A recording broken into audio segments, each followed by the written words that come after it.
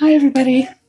I've been asked to do a video on my vintage to modern jewelry tree.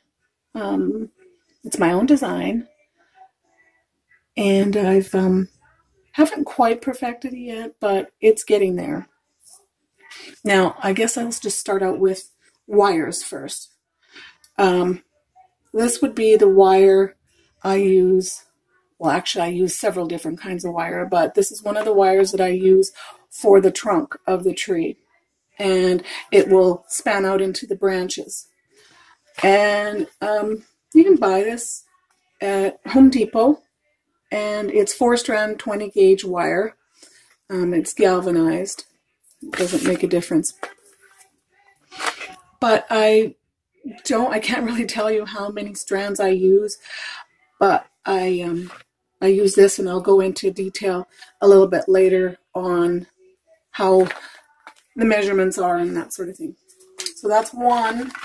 And then I also use this, and you can buy it at Home Depot or Lowe's as well. And it's 24 gauge. You just use a little bit more wire because the other is 20 gauge, and it's got 4 strands, the other wire, and I pull them apart at the end, and I'll kind of show you a little bit how I get into that. But this is also another wire that's fairly cheap that you can use. And for what I'm working on right now, this is like the garden wire. And it's green floral wire, actually. And it's 22 gauge. So I'll be working with this on the next one that I'm going to make. So just about any kind of wire, as long as it's workable. And, you know, not too hard on your hands. I don't think that I would go past, I wouldn't want to do like an 18 gauge wire, because that, unless you're really strong with your hands and can work it, I wouldn't go with that. But that's the wire for the basic tree itself. Now, I want to show you a few different sizes that I've used. Like this is small. It's a smaller one. I guess it's just up to you what size you want to use. I like the bigger ones. I haven't made a smaller one yet, but I will in the future. And I don't even know what this came off of, but I think it was like a pot or something like that. I don't know, but I'm going to use it later. It's a little bit flimsy, so I might go with like maybe a 28 gauge wire. I'll try it anyways. We'll see what happens with that, but it's just an idea of something to do it with. I also I had an old shade that was all busted up and broken, and it was like huge. And I'll show you that later when I show you the different types of things that I've made. But yeah, like anything. I've even taken this wire and I've braided it into 3 and made a huge one, and it worked out fine. I wouldn't do that for this type of tree because you're using it with polymer clay, and you need the sturdiness for it. So I would go with the brass wires. And this is the one that I like to use because of the size. It's 19 inches, and you can get them in gold or silver, or maybe the other ones are brass. I don't know. But you can buy these at Hobby Lobby and Joann's. Michael's probably has them as well. So anyways, I'll start with this one, and I'll show you how I do the trunk. Okay. I don't ever even count these. I just eyeball it. So I would say maybe 30 strands or more, depending on, I guess, how much heaviness the jewelry tree is going to be, I suppose. But this is about the amount that I'm going to use. I'd say there's about 30 strands in here. And what I generally do is I just take a strand like this, and I don't even cut it at the bottom. And I just, see, because you want to take, and I don't actually measure either. I go probably, I would say 4 inches longer than the hoop itself. So just so it has enough room to wrap around at the bottom of the trunk and at the top of the branches. So I kind of lay it out beside each other, each strand, and I wrap it around and around till it comes to the end. And I try to keep it fairly close just because it ends up being quite wide. And I take these, and these are all messed up, but they're like wire straighteners, and it straightens out the wire.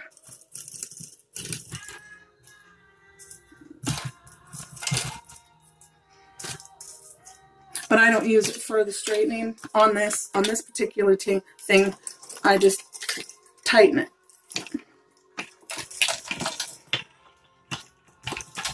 And wrap it around, just so it doesn't leave any marks. Like that.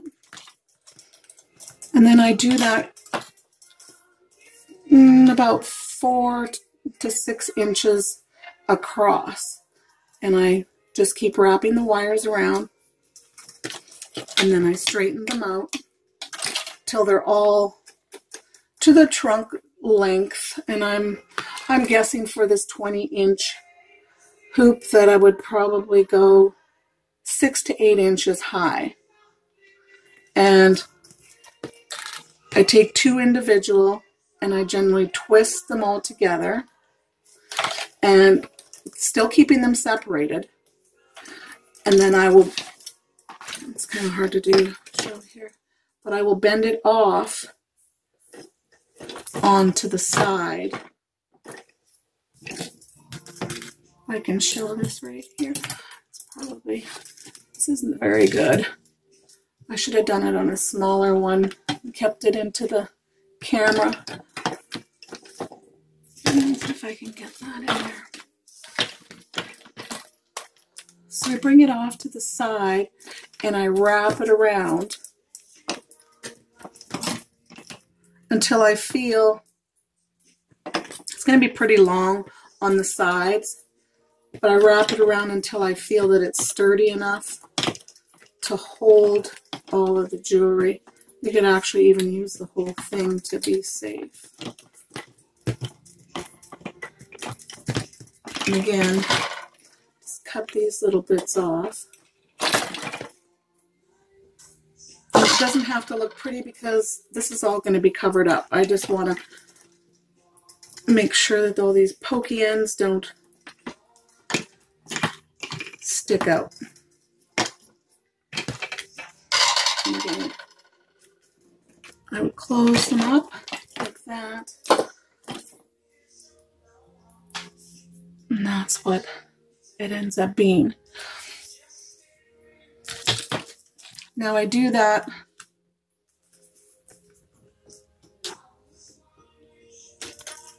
till I form branches all the way, almost like it's a fan, because you aren't going to see anything but the bottom of the trunk. So I fan them all out till they're all, but usually in twos, and fan them all out and wrap them around, and it's still movable on here for when you want to form your trunk. So it kind of almost doesn't matter like where you're putting them, just as long as it fans out and all the way.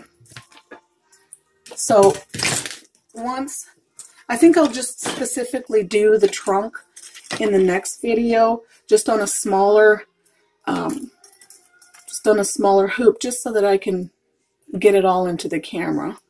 I'm not usually on camera doing this sort of thing. I've only done a couple videos on alcohol ink, I think, and one on metal. So I'm new to this, so bear with me. So like I said, okay, so we're going to fan it all out and wrap it around each edge and get it all the way around to the other side to where you want to end the bottom of your tree. And I'll just go through this quickly, and I will make another video about the trunk itself.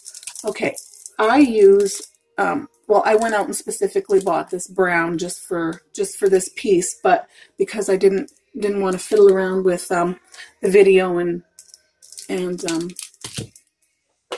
use bits and pieces. But that's what I do. I have all sorts of bits and pieces of clay that I use. And just give me a second here. I have a whole bunch. And I generally use Kato for the trunk. I use half Kato, and then I'll use the half Sculpey. It's going to be a lighter color, but that's okay because I can paint it at the end to where it looks like a tree. But I also buy this. You can buy it online, but you can also buy it at like Michael's or Joann's. I don't buy it at Joann's just because it's a little bit more expensive, even with the, you know, the 40% off or whatever. But Hobby Lobby, that's because I live near one. That's where I go. But I think you can also get it at Michael's. I'm not sure the quantity or the prices there. They're pretty much range the same. Just I know that Joann's is a touch more expensive. So I use Kato, which is a really hard clay, and I mix it with a softer one.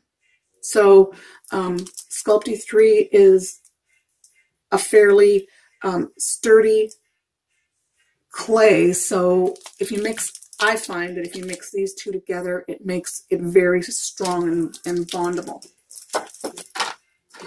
And I also got a little piece of black that I'll probably throw in that as well, and that's Kato. And Kato is really hard to work with, but I mean, for holding all the jewelry and such, you pretty much want to see. It's really, really hard to. What I do is I cut it up and then I work the heck out of it. I generally get my husband to do that because he can do that in a hurry. And then I run it through. You can use a rolling pin if you don't have a pasta maker or a clay machine, and you can roll it out and just form it around the bottom. And the forming is probably the hardest part of it. But I don't know. I find it easy because I don't know. Clay making comes fairly easy to me. So it's easy to make a tree. Oh, I guess I better show you the tools that I use for the clay. I'll just take this down. And once I get the clay shaped into the tree form that I'm happy with, there's several tools that I use. And if you don't have them, I mean, you can find other things with ends or whatever to make them. And I use these for the trunk. I'm just going to bring up my other piece that I made just so that I can show you how I did it.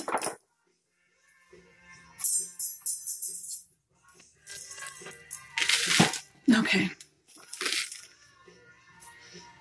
So, just put those. I got these little gems on Wish, and I think I paid like, I don't want to say how much for real, but it was under like $6 for sure. And it came with, I believe, 3 of them, and they're different sizes on the ends, and they're really neat. These I got at Michael's. I think I paid $17 or $18 for a set of them, and they come with a whole bunch of stuff. But what I did, once I got the tree formed and wrapped the clay around the bottom, I just went in, and because there's wire all through here, it really helped out a lot, because there's some wires that are up here, some are down, and I just basically followed the wires and went in with that until it looked like a tree. And then I wrapped this around and did the same thing, covering up the wire to the point where the end of the wire is. So see, that's about 6 inches. Let me just see.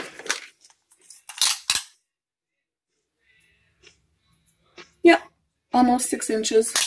And this one is 10 to the bottom. And you can also like cover up as much of this as you want. If it's too much trunk or whatever, you can do that. But yeah, these are neat little tools to use. But I'm sure that if you don't have these, you can just use other tools that'll do the job.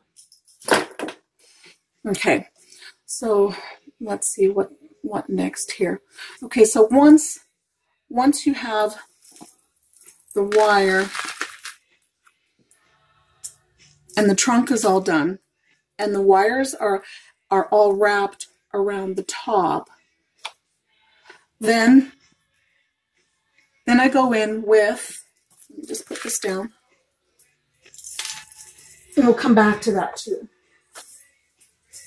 I'll show you another one that I'm working on.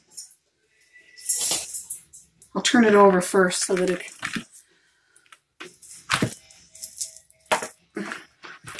okay. This is a new style that I'm seeing because I have such a hard time with placing everything. And see, maybe you can even see in the back here. And I use thicker wire for this, so see, there's the branches. And I wrapped it around at the top. And I made a mistake with this one. And I'll tell you what it was. I wrapped these too tight, which turned this into, you can't really see it, but it's an oval. And it's not going to harm it or anything, it's just misshaped it. So I tied them too tight, so you might want to be aware of that. You can see, and all I did was fan it out all the way across. And after I was done that, I took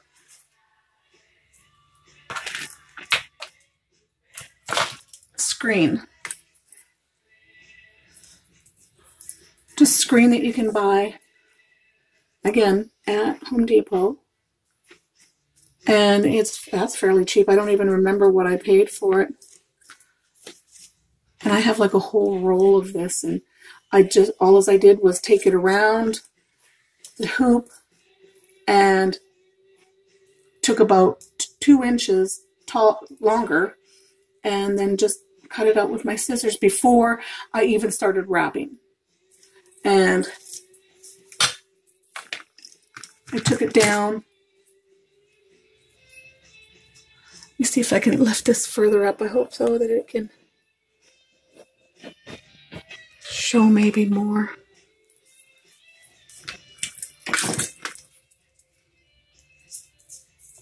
And I just took it to the bottom of the trunk. And see, on this one, like the first one, I didn't make branches show, but this one I wanted to try. Like I said, I'm just experimenting with this, so it's kind of new to me too. So I thought maybe if I just showed some branches, so we'll see how that works out. So I just took to the end branches and I wrap some more clay around it. And this is the back. So all I did was take this to the front. Let's say that this is the front of our workspace. And then I wrapped it around the ends and I sewed it in. And I sewed it in with wire. And I'll show you.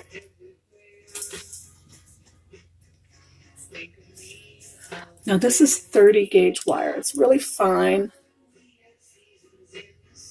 And I bought this off of Firestone Gems. And I bought this like 3-4 years ago. And I don't use it constantly, but it comes in a 1/4 pound. So, I mean, this has done several trees, and I've made other things from it as well. I have some on my my Facebook page, Bree Trees and Jewelry, and I wove like a fairly large piece with this, so it lasts a long time, and it's not that expensive actually. So that's what I use to sew, but I have used this, and you can buy this. You can buy this in the craft stores as well, and it's the same size, but it comes in a smaller spool. And then this, I think, is 24 gauge. It's a little stronger and harder to work with. I don't like using it because it's not as flexible. So when I'm in a pinch and I've misplaced my other wire, I use it. And you can also use silver beading wire, and it comes in 24 gauge. And this is a softer one too. So that's better than the other wire that I was using. And this, I think this is the same thing. Oops. Yeah. So, and this is easy to work with too. So if you don't have the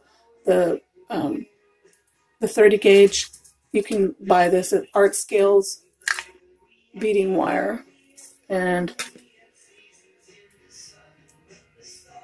it's 26 gauge. So I've used this as well for sewing the pieces on.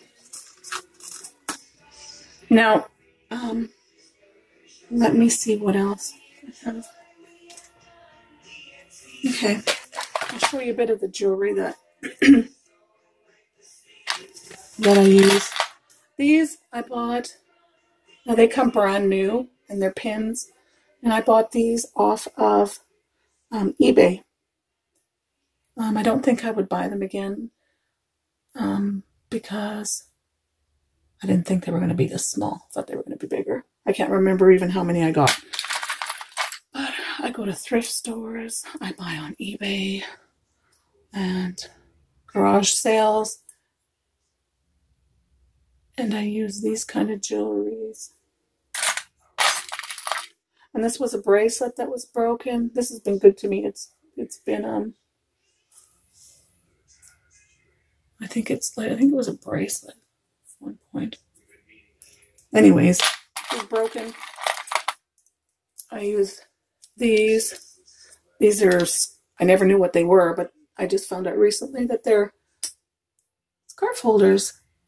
And I'll take the wire and I'll wrap it around the strongest part of it, and not any specific way, shape, or form, but I'll wrap it around and then close that up, and then I'll have my piece of wire, and then I stick it through the screen and place it wherever. That's one. And things like this. That's another brooch. And the holes in it, I will take the wire and I will put it through. Let me just find a bigger piece just so you can see. And I'll take it, and of course it's smaller, but I'll bring it through and I'll wrap it around and then pull it through the wire and then sew it up through wherever there's a space to hold it in place. And these are some other little goodies. That was really cute, I thought. Let's see what I got here. These, I don't know. Like maybe if I'm doing something specific with like a cream color or that sort of thing. Maybe I'll do a series of them or something with white or whatever. I also thought about doing a series of wood with maybe, I don't know, colors to match, like green or something like that, with wooden things. There's lots of ideas. Or, you know, with crosses.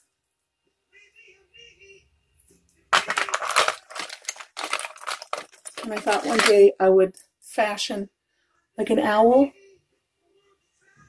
in a tree. I don't know. And I get my jewelry from, like I said, from thrift stores. These I got, and they were like 70% off. So I like to go in and get more of the expensive jewelry. It's so expensive in these thrift stores. I don't know. A lot of them are just like regular price. And this one, like I did take this apart because it was almost ruined and it was bent. So I took it apart, and there's I'll put new gemstones in it. And if I don't do that, then I'll just put something over top of it where you can't see it. Like this, I'll use this. So I'll cover that up and put jewels inside there or something. But anyways, and then the new thing that I've thought maybe I would try on the tree that I just showed you is, and I'll let you know if it works, but I'm just trying this out.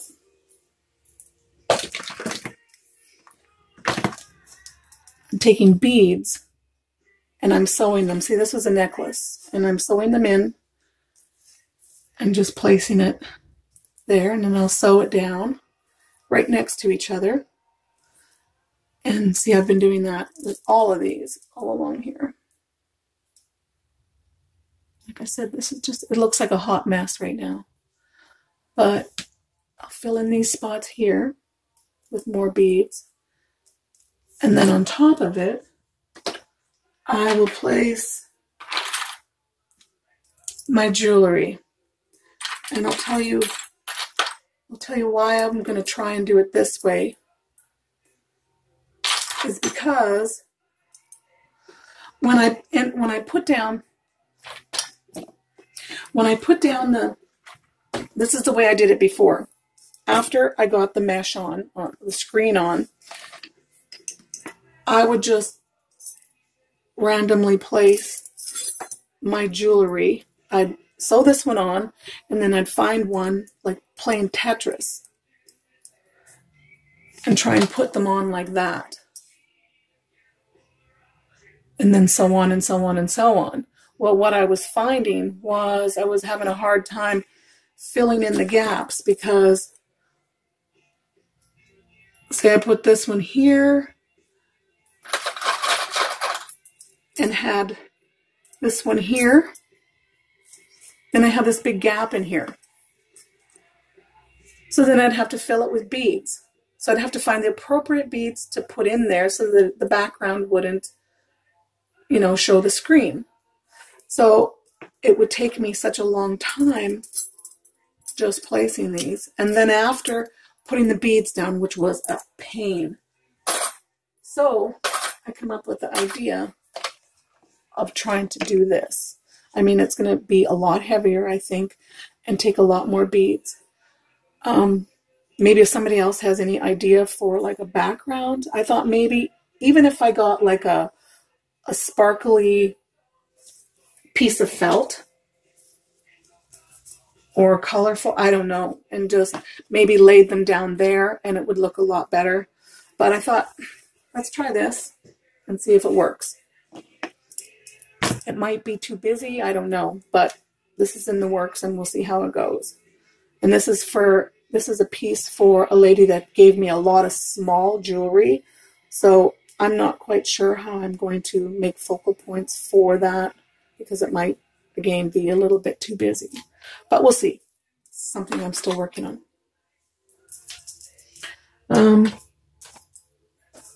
What next?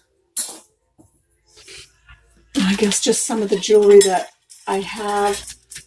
I can show that.